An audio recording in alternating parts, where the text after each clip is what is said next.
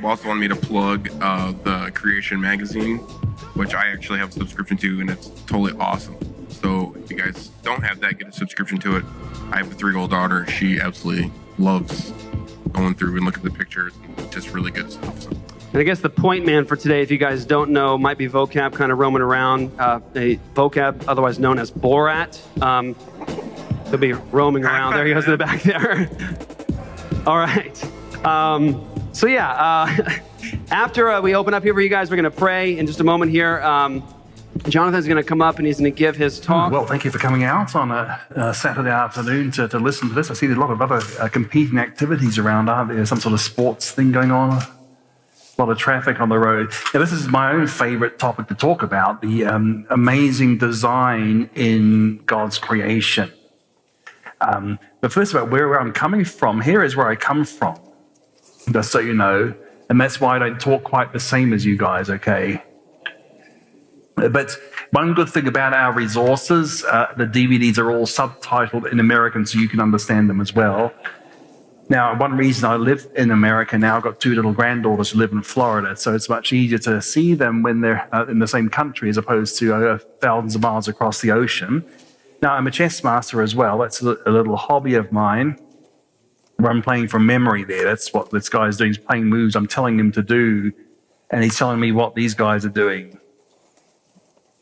So, and I've played with some good people in my time. Now, just another thing, my name is the Hebrew word for Frenchman. And that means I'm ethnically Jewish, so I can tell Jewish jokes and get away with it. And why would a good Jewish boy like me believe in Jesus the Messiah? Well, here's a DVD and a book which explains how Jesus of Nazareth fulfilled many prophecies in the Hebrew Bible, the Old Testament, in his first coming. And some of those prophecies have an expiration date on them. So he had to have come when he did.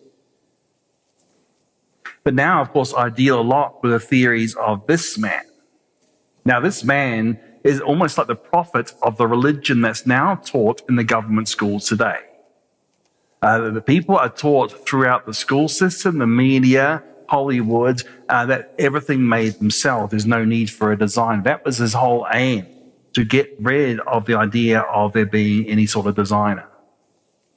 And this is where my talk is going to show that Darwin's explanation, his competing explanation, that actually doesn't fit the scientific facts. Now, one resource we have that can help you, and this one is actually a free one, is our website, and you better write the name of the website, because you know how complicated websites can be, don't they? This one is called creation.com. So I hope you remember that one. And for instance, if you go to creation.com, today on the front page, there's an article about this amazing new huge dinosaur that's been discovered called Dreadnoughtus, which is actually heavier than the Boeing 737 I came to Phoenix on, actually. And tomorrow, the front page article, since this year is a centenary of the beginning of World War I, a lot of people don't realize the Darwinian foundations of a lot of the German policies in those areas. In the Second Reich, Hitler's was the Third Reich, the Germany of World War I was the Second Reich. And evolutionary biology was very much permeating the Second Reich. It became more infamous in the Third Reich with the Holocaust against the Jews, but in the Second Reich, there was a Holocaust against certain African people groups, like the Hereros they committed genocide against the Hereros in what's now Namibia. And this is what might be called a forgotten Holocaust because of the evolutionary ideas of racial superiority and even things like eugenics and euthanasia were all very much permeating the academic world in the Second Reich. Now, one way we can do that, we've got a free email newsletter. It's called the Infobites, and there's a chance to subscribe to this newsletter. Then you get told what's on our website, some of the articles in our archives, and there are about 9,500 articles on our website now, and speakers coming to your area. So you want to know what my colleagues, Tom and Donna, will be passing around some clipboards. So just your name and your email, and we don't spam you or give your address to any third party or sell it to anyone. Now, One person who is more is on the Darwinian side, the most famous Darwinian in the world probably is Richard Dawkins from Oxford University. He wrote a book called The Greatest Show on Earth, which is supposed to be the evidence for evolution. And one of my books is called The Greatest Hoax on Earth, which is a point-by-point refutation of what Richard Dawkins says. Now, but it's interesting, though, that he had to admit this. Biology is the study of complicated things that give the appearance of having been designed for a purpose. Well, maybe that's because they were designed for a purpose. And this is what the Apostle Paul said in Romans chapter 1. The invisible things of him from the creation of the world are clearly seen, being understood by the things that are made, even his eternal power and Godhead, so they are without excuse. So the Apostle Paul and Dawkins sort of agree on one thing, except Dawkins doesn't believe that the designed things have a designer. He believes that things got here by time and chance and natural selection. Now, one of my books is actually called By Design. My favorite book to write was that one, and the DVD that goes with it, which has animations, called God the Master Designer.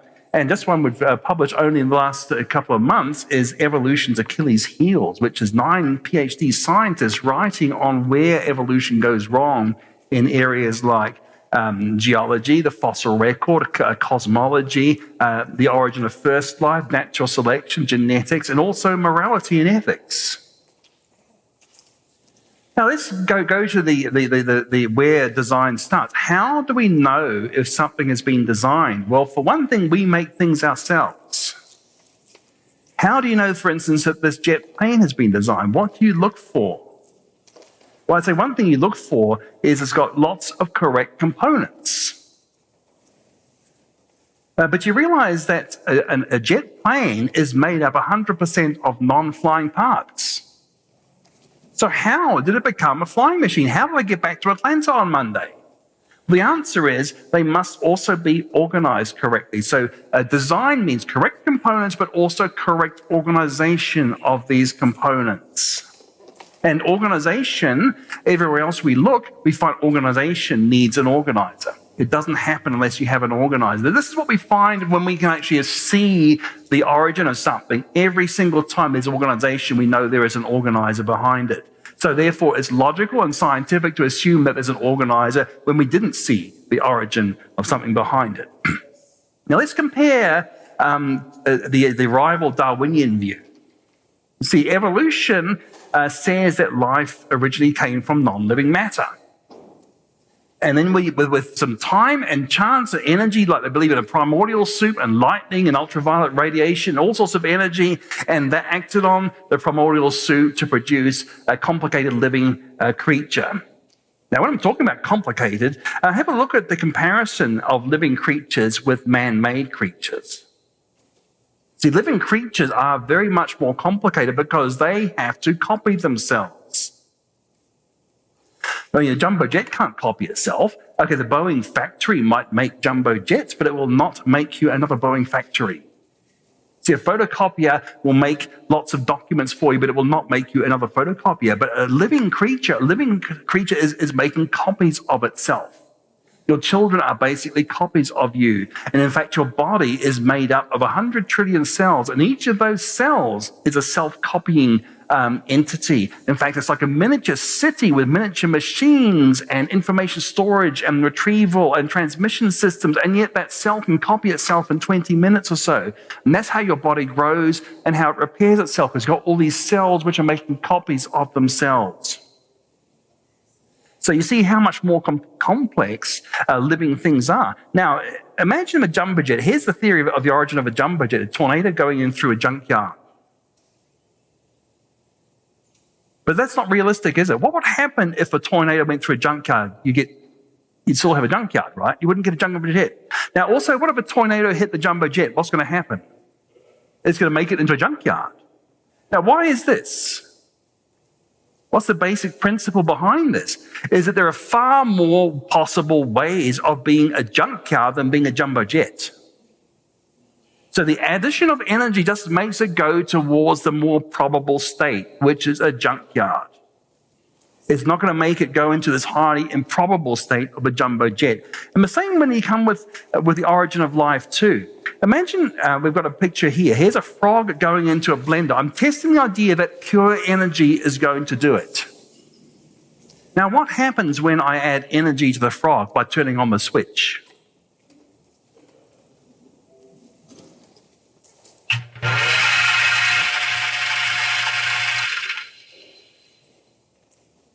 Okay, what's the result? Well, it's a frog smoothie, right?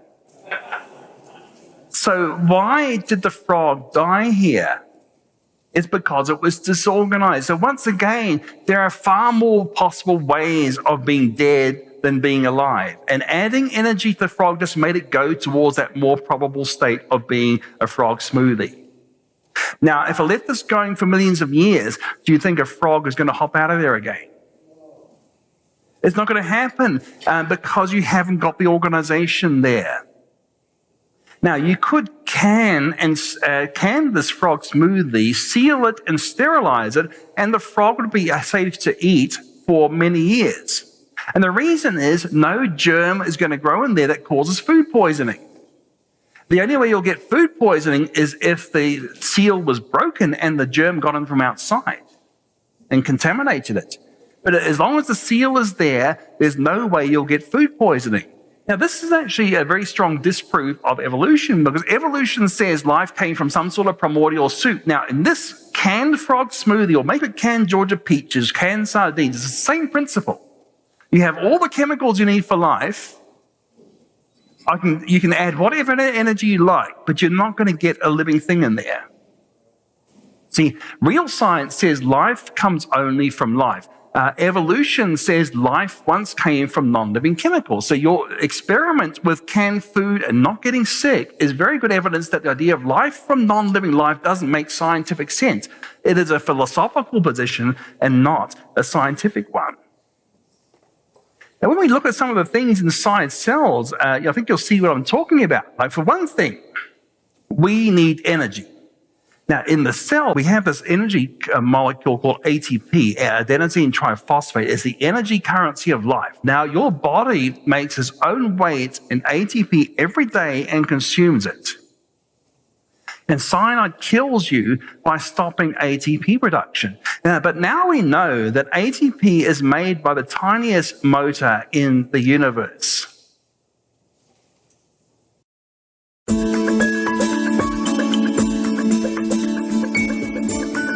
This animated sequence shows the ATP synthase enzyme in operation. The animation is based on an incredible series of scientific discoveries. Only the colors show artistic license. ATP, or adenosine triphosphate, is the energy currency of the cell. ATP is produced by a tiny quires ATP. Such a nanomachine exhibits all the characteristics of super-intelligent design. ATP is vital for life, and many of these motors were needed before the first living cell could exist. An evolutionary impossibility.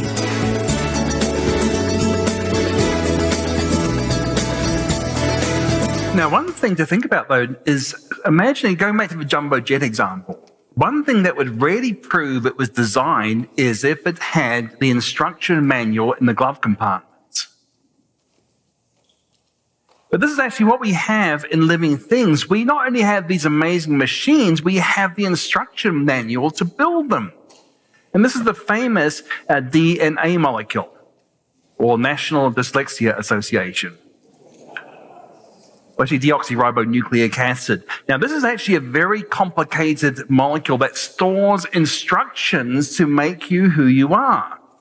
It's a very complicated molecule. Now, one thing about DNA is that the chemicals in DNA make it possible to copy this information and pass it on to the next generation, which is why your kids look like both of you, because it's not a case that you got your mother's eyes, your father's ears, or whatever. In fact, the instructions from your mother's eyes were passed down to you and from your father's ears. So, in fact, DNA enables these instructions to be copied to the next generation. Now, to do this, it requires lots of machines to do this copying. And I'll show you what actually goes on. Some quite amazing animations we have here to show how DNA is copied. Using computer animation based on molecular research, we are now able to see how DNA is actually copied in living cells. You are looking at an assembly line of amazing miniature biochemical machines that are pulling apart the DNA double helix and cranking out a copy of each strand. The DNA to be copied enters the production line from bottom left. The whirling blue molecular machine is called helicase. It spins the DNA as fast as a jet engine as it unwinds the double helix into two strands. One strand is copied continuously and can be seen spooling off to the right. Things are not so simple for the other strand because it must be copied backwards. It is drawn out repeatedly in loops and copied one section at a time. The end result is two new DNA molecules.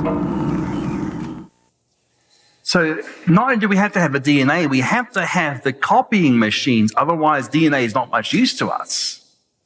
And the problem is, it's a sort of chicken and egg problem for evolution. Do you understand what that means? Which came first, the chicken or the egg? You know, because the chicken lays an egg and the egg hatches out into a chicken. Which came first? Well, according to the Bible, the chicken was created on day 5. The air and the sea creatures, and the chicken's a degenerate and mutant air creature, so that would be day 5 of creation week according to the Bible. Now, the problem for evolution is that the instructions for the copying machine, the many copying machines are stored on the DNA, but these instructions can't be passed on to the next generation unless you have already existing copying machines. So that DNA contains the instructions for its own copying. Now, DNA is an absurd thing to think would come from a primordial soup because DNA is actually a very fragile molecule. And here is one expert on it who said that people think DNA is rock solid, but in fact, it's highly reactive. On a good day, about 1 million bases or letters of DNA are damaged in a human cell. Now, you've got about 3 billion letters in each of your cells of DNA. So on a good day, 1 million of those are being damaged. That's how fragile DNA is. But fortunately, we have error-checking machines that undo this monstrous damage that ordinary chemistry does to it.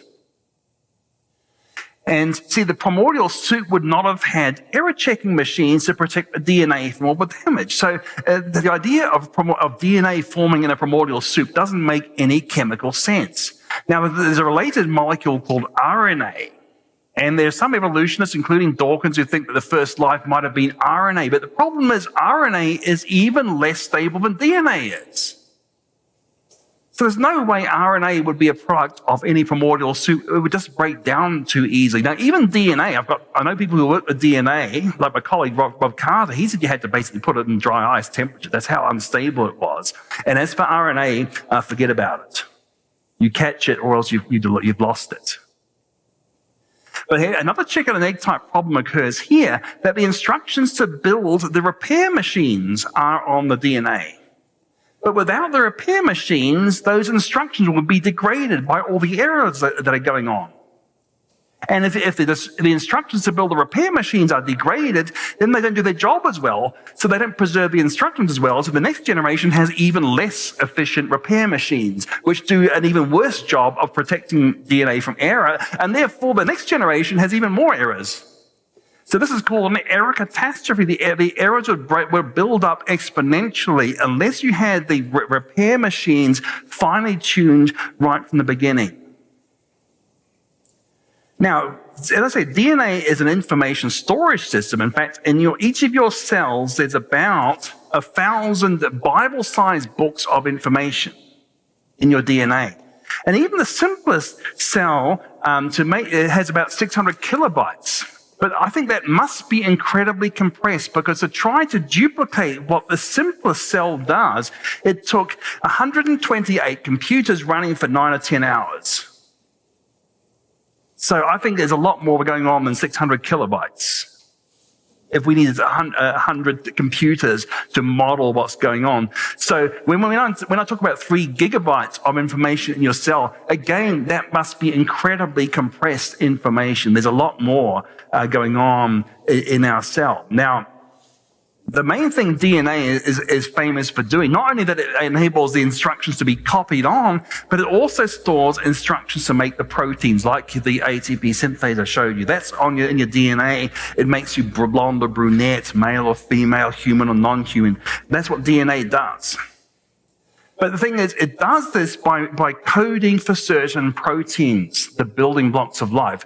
Now, again, the DNA must be decoded by all sorts of machinery. And here is what goes on in your cell when the DNA is decoded.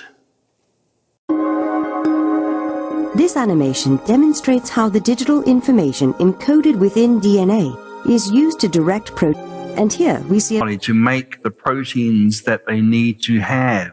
There's also other parts of the code which tells you what proteins it should make and what it shouldn't make, because you don't want a bone growing out of your eyeball. The bone information's still there, it's just switched off. So that's, again, another part of a DNA is knowing what to switch on and what to switch off and where to do this. Now, here is another chicken and egg problem related to the protein decoding. You see, again, the decoding machines I showed you, the instructions to build those decoding machines are in the DNA, but you can't read those instructions unless you have the decoding machines. And this is what I mean, another chicken and egg problem. But it's worse than that for the evolutionists, because the decoding machines use lots of energy. And in most cases, the energy comes from ATP, which is made by the motors I showed you. But to build those motors, you need the DNA instructions read by decoding machines using ATP made by already existing motors. So what do you call a 3-way chicken and egg problem? Maybe a grasshopper egg and nymph problem, I don't know. Because some insects have 3-phase metamorphosis. That might work. But this is what you have here. You have a 3-way circle, and everything must be already organized. Otherwise, life couldn't be started in the first place. So it's notable that it's an evolutionist who's actually working around Arizona these days. He's from England, and he worked in Australia for a long time. Now he's in Arizona, I believe. Now, Paul Davies is an evolutionist, not a Christian by any stretch of the imagination, but he said that most of the workings of the cell are best described not in terms of material stuff, hardware, but as information or software. So how did stupid atoms spontaneously write their own software? Nobody knows. So what an interesting admission there, that no one, he admits, knows anything about how the first living cell got there. And there are a lot of chemical problems with this idea too. Not only is DNA unstable, but to build up the big molecules needed for life is a huge problem as well. They talk about this Miller-Urey experiment of gases and lightning, but it really doesn't work the way they claim it does.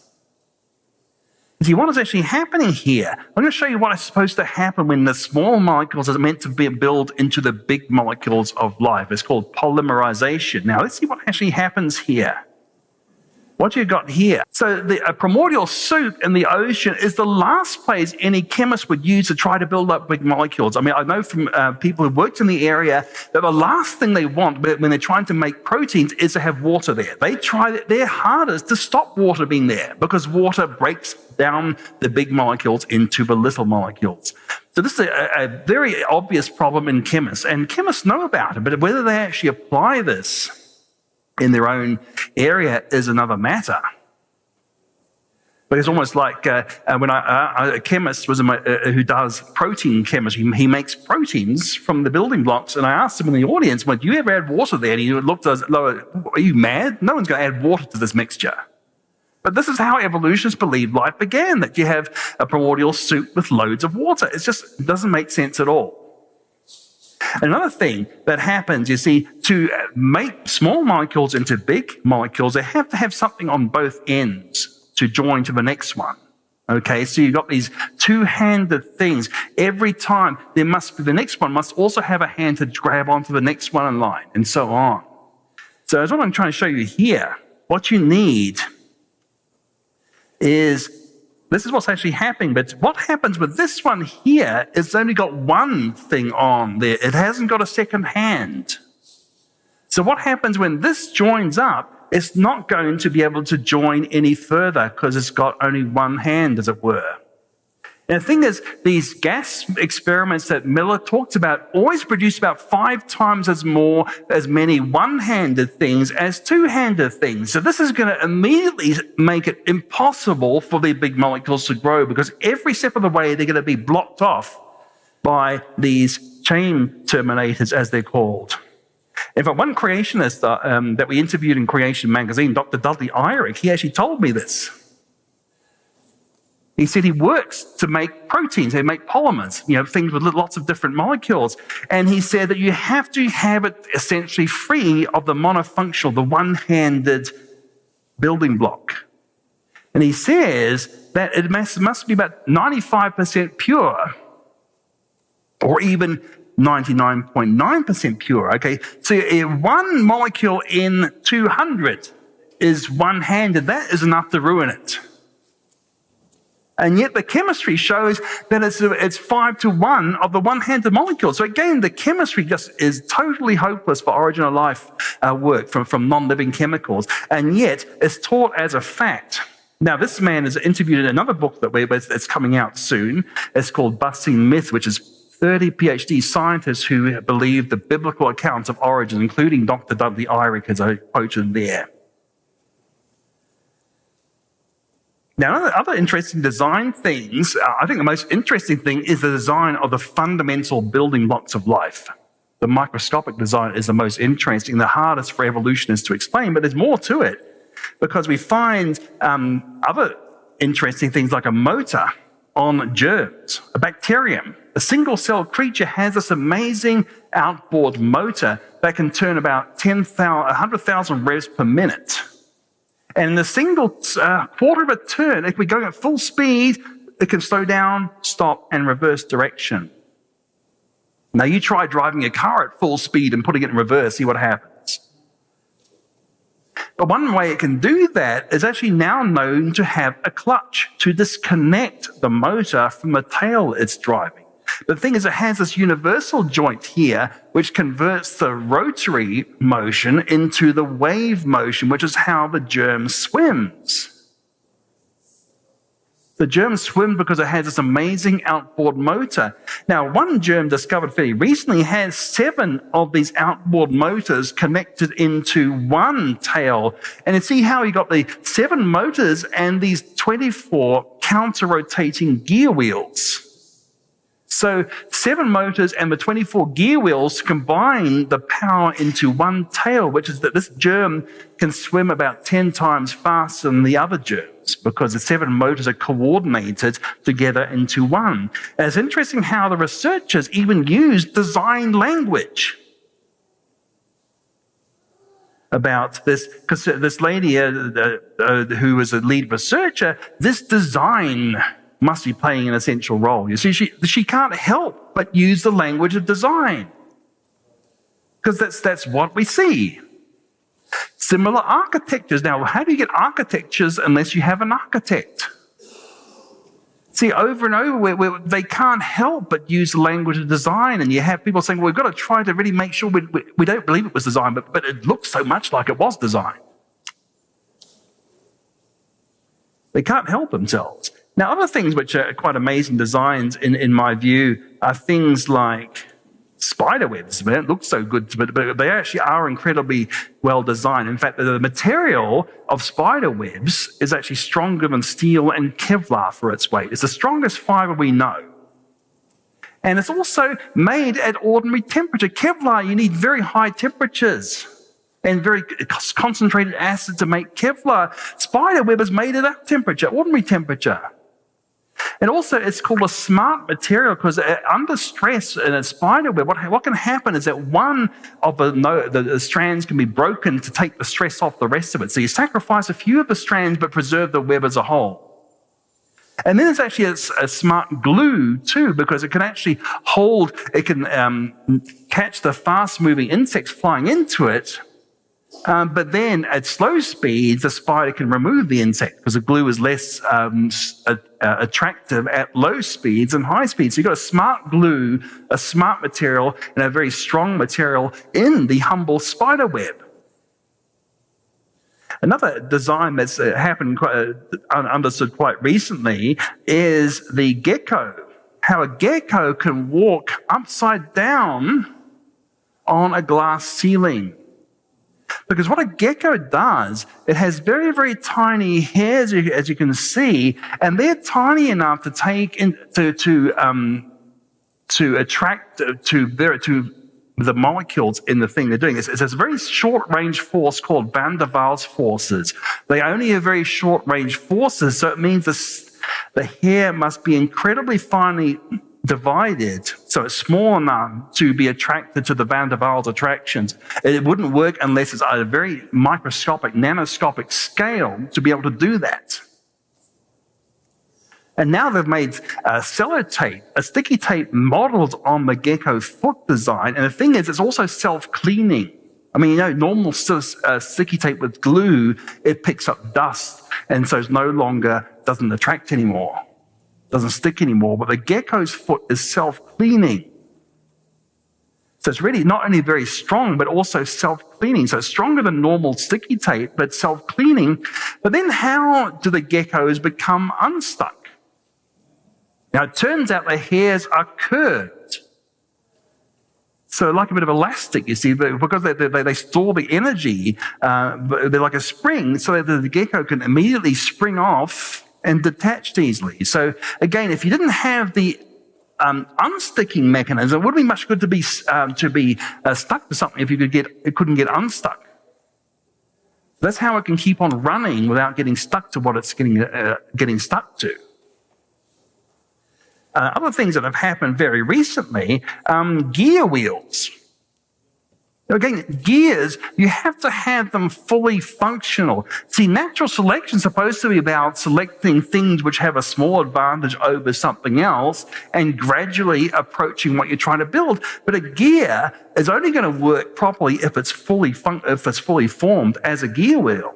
And this is actually used in jumping insects. Now what happens is if it's going to try and jump off something, it means that the legs have to jump at the same time. Otherwise, it would lose where it's going to go. It wouldn't jump to where it's aiming unless the legs were timed accurately. Now, the thing is, the nerves don't transmit fast enough to be able to keep the legs together at this fine tuning it needs. So it has the gear wheels to keep the legs jumping at the same time it needs. So this is the first case of actual gear wheels in living things. Now, back in the 1940s, a leading evolutionist called J.B.S. Haldane, one of the leading evolutionists in the world, he said evolution would be disproven if we could find wheels and magnets, because natural selection could not produce these things. They would be useless until they are fully formed. But now, I've shown you got gear wheels in jumping insects. I've shown you the motors in living things, the flagellum and the ATP synthase. Those are real motors, which means they're moving wheels. That's what a motor is. And Haldane said this could not happen if we had evolved. And we also know there are plenty of living creatures use magnets for navigation, like little miniature compasses. Even in bacteria, there are germs that have magnetic compasses inside them. And again, Haldane said this was not possible under evolution.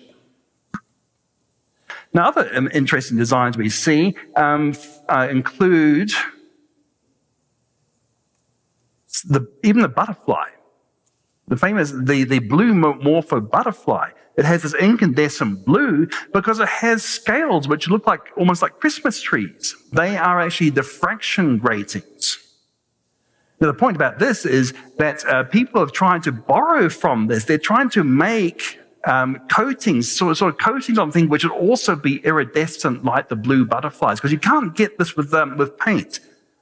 You have to have the right structure to form these diffraction gradients and this amazing blue coloration. And the black around it is called because you have these little scales that trap the light in a cavity. So it's actually it's actually called a photonic crystal. It actually it traps the light. It works right down to the microscopic level to trap the light, and it can't escape. That's why it looks much darker than any black paint could ever be. Because, the blackest part of your body is actually the pupil. The pupil is a cavity. You see, light comes in and doesn't come out. That's why the pupil is the darkest thing you have on your body. And this is what the butterfly is doing. It's got tiny little cavities to trap the light and make an incredibly black pigment.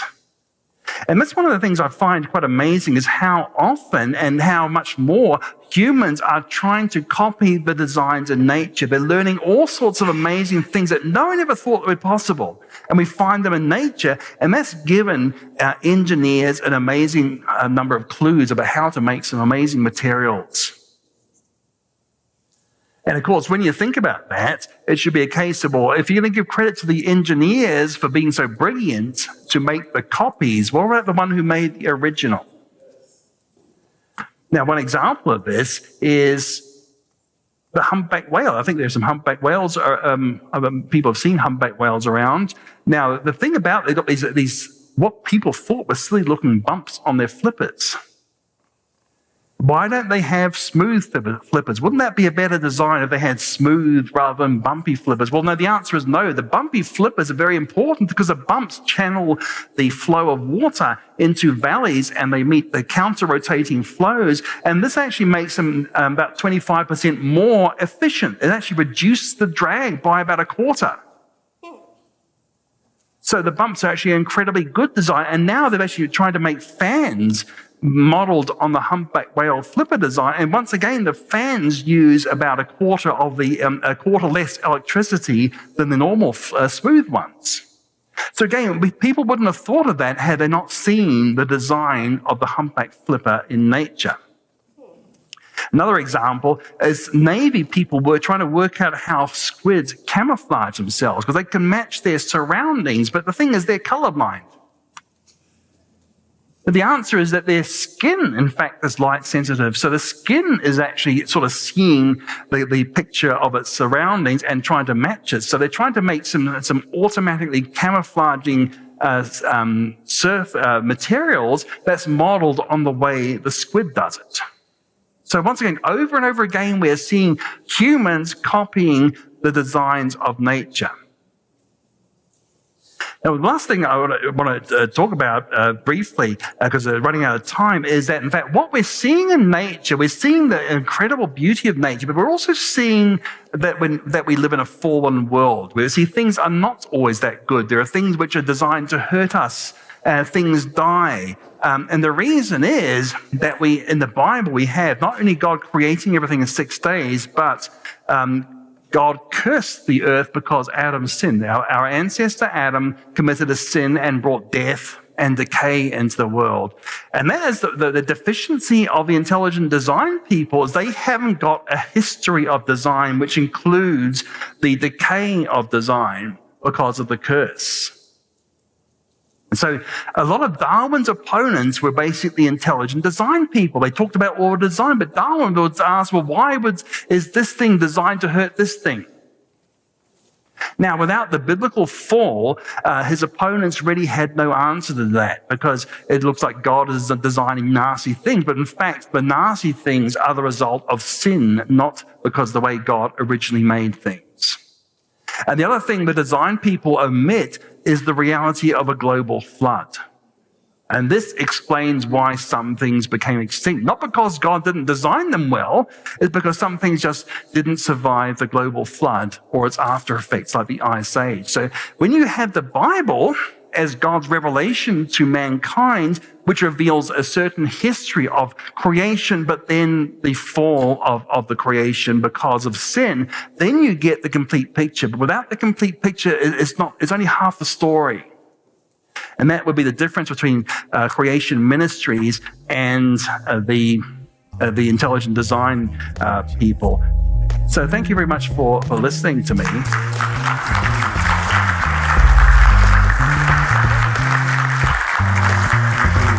And I'll hand back to the bosses here.